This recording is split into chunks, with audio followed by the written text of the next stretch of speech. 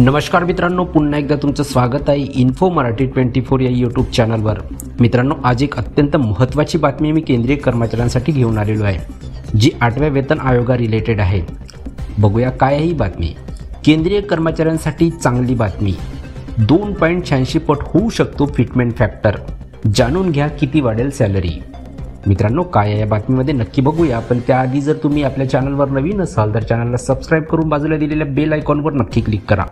Video जर आवडला तर व्हिडिओ आपल्या मित्रपरिवारासोबत नक्की शेअर करा। केंद्रीय कर्मचारी आणि निवृत्ती वेतनधारकासाठी एक चांगली बातमी आहे। 8व्या वेतन आयोगात फिटमेंट फॅक्टर वाढ होण्याची शक्यता आहे। फिटमेंट फॅक्टरच्या आधारेच कर्मचाऱ्यांचे पगार आणि निवृत्ती वेतन निश्चित केले जाते। सध्या 7व्या वेतन आयोगात हा फिटमेंट फॅक्टर 2.57 आहे, तर 8व्या वेतन आयोगात तो वाढून 2.86 होऊ शकतो। राष्ट्रीय संयुक्त सल्लागार यंत्रणेचे सचिव शिव गोपाल मिश्रा यांनी ही माहिती दिलेली आहे। फिटमेंट फॅक्टरवर सध्या काय विचार सुरू आहे?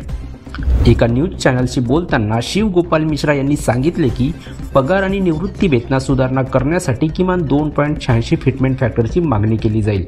त्यांचे म्हणणे होते की आम्ही किमान 2.86 फिटमेंट फॅक्टरसाठी विचार करत आहोत, कारण अशा प्रकारची सुधारणा 10 वर्षात फक्त एकदाच होते। 8वा वेतन आयोग स्थापन झाल्यानंतर आम्ही यासाठी आग्रह धरू। आता फिटमेंट फॅक्टर म्हणजे नेमकं काय बघूया मित्रांनो। फिटमेंट फॅक्टर म्हणजे नेमकं काय असतं? केंद्रीय कर्मचाऱ्यांचे पगार आणि निवृत्ती वेतन ठरवण्यासाठी फिटमेंट फॅक्टरची भूमिका महत्त्वाची असते। बेसिक पगार फिटमेंट फॅक्टरने गुणून कर्मचाऱ्यांचा एकूण पगार ठरतो। उदाहरणार्थ, जर एखाद्या कर्मचाऱ्याचा बेसिक पगार 20,000 रुपये असेल तर सध्या फिटमेंट फॅक्टर 2.57 असताना त्याचा पगार असेल 20,000 गुणिला 2.57 इज इक्वल टू 51,400 रुपये।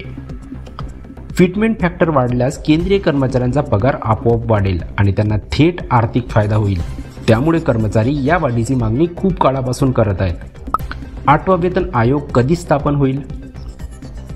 सध्या 8व्या वेतन आयोगाच्या स्थापनेविषयी कोणतीही अधिकृत घोषणा झालेली नाही, मात्र नेहमीप्रमाणे 10 वर्षाच्या अंतराने वेतन आयोग स्थापना केला जातो।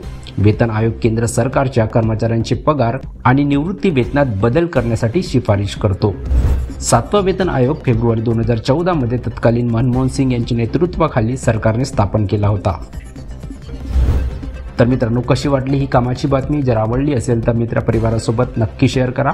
जर तुम्ही चॅनलवर नवीन असाल तर चॅनलला सबस्क्राइब करून बाजूला दिलेल्या बेल आयकॉनला नक्की क्लिक करा। व्हिडिओ बघितल्याबद्दल खूप खूप धन्यवाद।